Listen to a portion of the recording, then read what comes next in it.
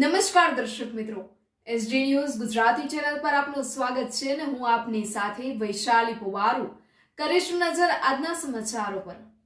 અરવલ્લી મેઘરજથી મેઘરજ તાલુકાના ડુડવાડા ગામથી પાલા લીંબોઈ મોરડી સતીપુર જતા માર્ગ પર આ માર્ગ વર્ષોથી બિસ્માર હાલતમાં છે।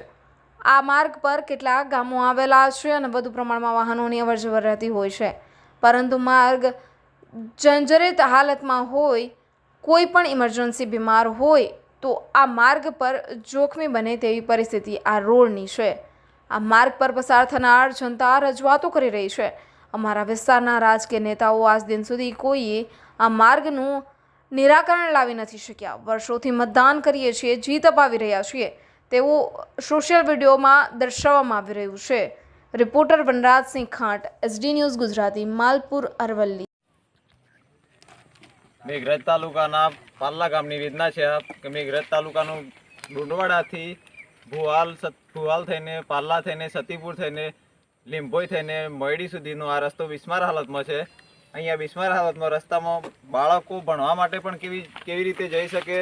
અહીંયા રસ્તો નથી તો પછી સાધન ના હોય ને સાધન આવે તો બાળક કેવી રીતે મેઘરજ સુધી અહીંથી 10 કિલોમીટર સુધી જઈ શકે?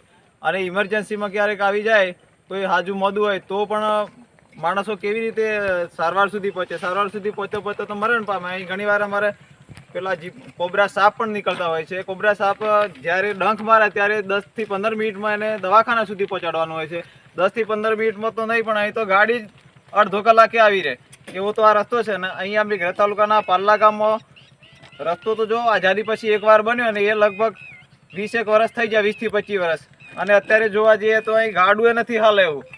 અહીં બાઇક તો ક્યાં હાલે પણ ગાડું નહીં હાલે એવું, કે તો કકરાજ પડ્યા। અને ભાજપના ધારાસભ્યો કે કોંગ્રેસના ધારાસભ્યો અહીં મત લેવા માટે તો બધા દોડીને આવે, પણ ત્યાર પછી તો કોઈ આવતું જ નથી। અહીંયા રસ્તા પણ કોઈ જોતા નથી, પણ કોઈ સાંભળતું નથી। કેટલા વર્ષો સુધી આ સ્થિતિ છે ભાઈ? અરે આ તો લગભગ 15-20 વર્ષથી આ સ્થિતિમાં છે, અને અમે ફરીને જઈએ 15 થી 20 કિલોમીટર ફરીને જવું પડે અમારે। બરોબર। બાળકો પણ ટાઈમે ભણવા માટે પહોંચી શકતા કોઈ ઇમરજન્સી એમ્બ્યુલન્સ પણ અહીંયા આવવાની બી પરિસ્થિતિ કઠિન હોય છે ને? ઇમરજન્સી એમ્બ્યુલન્સ ક્યાંથી આવે? બસ આવતી હોય, બસ બી બંધ થઈ ગઈ। ઇમરજન્સી એમ્બ્યુલન્સ લાખાપુર ફરીને આવે તો લગભગ 15 મિનિટમાં પહોંચવાની જગ્યાએ અડધા કલાક હોય, એટલામાં તો માણસ બી મરી જાય। અહીંયા આ રસ્તો તો જોવા તમે